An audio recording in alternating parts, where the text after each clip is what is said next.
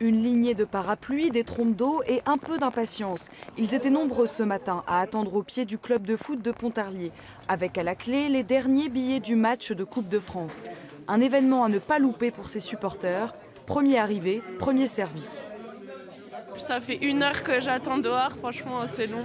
Il fait froid en plus, mais ça va, j'ai de la chance, je suis contente. Vu que c'est mon club, je joue ici, c'est quand même une grande chose. C'est la première fois qu'on a une Liga en plus à Pontarlier, donc c'est une grande chose. Je suis arrivé un petit peu à la bourre, je suis arrivé à 9 h, il y avait à peu près 100 mètres de queue, mais bon, on est content, c'est bien.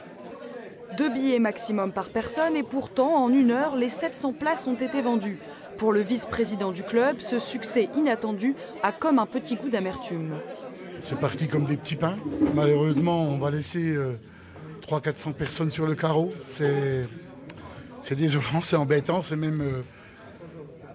c'est dur à dire aux gens, vous ne pouvez pas venir au match. On ne peut pas vous prendre, on n'a pas la place. On ne pensait pas que ce match aurait un tel engouement au niveau de Pontarlier. Et l'engouement sera partagé samedi par quelques 3000 spectateurs. Pour les accueillir, les gardiens du stade Paul Robbe s'activent depuis ce matin.